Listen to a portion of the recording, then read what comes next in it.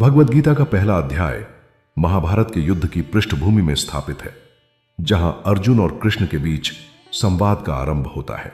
इस अध्याय में अर्जुन की मानसिक अवस्था को प्रस्तुत किया गया है, जब वह युद्ध के मैदान में खड़े होकर अपने रिश्तेदारों और गुरुजनों को देखकर विषाद और मोह में आसक्त हो जाते हैं।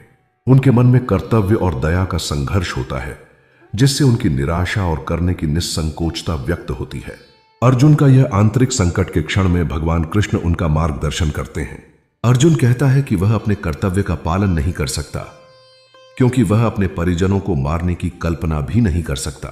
वह कहता है कि जिन पर मैंने शिक्षा प्राप्त की है, उन गुरुजनों और परिवार वालों को मारना उसके लिए अत्यंत कठिन है। यही कारण है कि उन्हें युद्ध करने में कठिनाई महसूस होती है।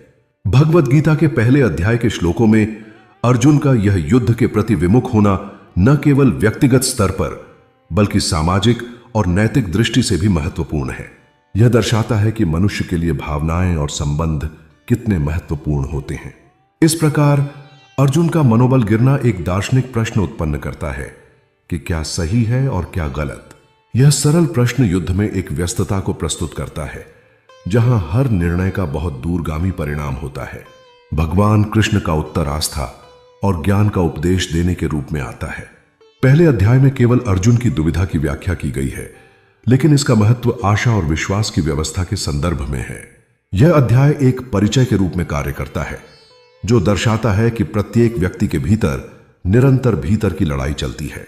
इसलिए अर्जुन का यह मानसिक युद्ध न केवल शारीरिक धरातल पर बल्कि आत्मिक स्तर पर भी प्रतिकूलता का प्रतीक है। अर्जुन की समस्या इस युग की समस्या प्रतीत होती है, जहां मनुष्य गहरे नैतिक संकट में फंसा रहता है। यह हमें यह भी दर्शाता है कि कठिनाइयों में स्वयं को पहचानना बेहद महत्वपूर्ण है। इसलिए पहले अध्याय का संदेश जीवन के लिए एक प्रेरणा के रूप में कार्य करता है, जिसमें हमें अपने डर का सामना करना और अपने कर्तव्यों को समझना आवश्यक है। यह अध्याय 47 श्लोकों में विभाजित है। धर्मक्षेत्रे कुरुक्षेत्रे संवेता युयुत्सव मामकाः पांडवाश्चैव किम कुर्वत संजय। धृतराष्ट्र संजय से पूछते हैं कि धर्मभूमि कुरुक्षेत्र में युद्ध की इच्छा से एकत्रित मेरे और पांडवों ने क्या किया। दृष्ट्वेमं स्वजनम कृष्ण युयुत्सुं समुपस्थितम सीदंति मम गात्राणि मुखम च परिशुष्यति। अर्जुन स्वजनों को युद्ध के लिए तैयार देखकर शारीरिक कमजोरी महसूस करते हैं। यद्यप्येते न पश्यन्ति लोभोपहत चेतसः कुलक्षय कृतम दोषम मित्रद्रोहे च पातकम। अर्जुन कहते हैं कि लोभ से अंधे स्वजन कुलनाश और मित्रद्रोह के पाप को नहीं देखते, लेकिन हमें तो इसे जानना चाहिए। यह अध्याय 47 श्लोकों का है, जिसमें दोनों सेनाओं के योद्धाओं का वर्णन, शंखनाद और अर्जुन का रथ दोनों सेनाओं के बीच ले जाना शामिल है। अर्जुन परिवारजन, गुरुओं आदि को देखकर युद्ध से विरक्त हो जाते हैं।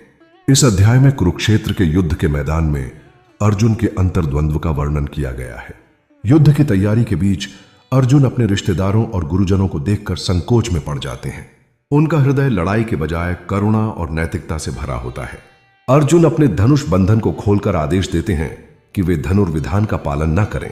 वह अपने सगे संबंधियों का सामना करने के विचार से कांपते हैं। उनका मन युद्ध की विभीषिका और युद्ध के परिणामों की चिंता से भारी हो जाता है। उनकी आंतरिक स्थिति दर्शाती है कि किस प्रकार मानवता का कल्याण अपने निकटतम संबंधों के माध्यम से प्रभावित हो सकता है। इस अध्याय में अर्जुन की व्यथा एक मानव मन के सही चित्रण के रूप में उभरती है। युद्ध धर्म युद्ध है, लेकिन उनकी मनोदशा यह दर्शाती है कि व्यक्तिगत संबंध और मानवीय भावनाएं कभी कभी युद्ध की अतिवादिता को चुनौती दे सकती हैं। अर्जुन अपने कर्तव्यों को नजरअंदाज करके शारीरिक पराजय से ज्यादा नैतिकता की रक्षा कर रहे हैं।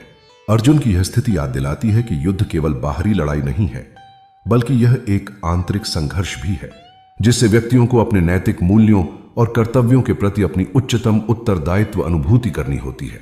इस प्रकार यह अध्याय हमें यह सिखाता है कि जब मानवता और नैतिकता की बात आती है, तो व्यक्ति को कभी कभी अपने कर्तव्यों के साथ अपने अंतर्द्वंद्व का सामना करना पड़ता है। महाभारत के इस अद्भुत पाठ के प्रारंभ में ही हमें बतलाया जाता है कि संघर्ष का सही अर्थ और प्रासंगिकता क्या है।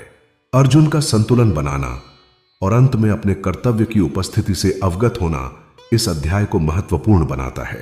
यह पाठ हमें प्रेरित करता है कि हम अपनी परिस्थितियों और अंतर्द्वंद्वों से प्रसन्नता से निपटें और अपने कर्मों को सार्थक बनाएं। भगवद गीता का पहला अध्याय हमें इस अद्भुत यात्रा की शुरुआत में ले जाता है, जहां अर्जुन के अंतर्द्वंद्व धार्मिक, नैतिक और व्यक्तिगत दृष्टिकोण से संपूर्णता में सम्मिलित हैं।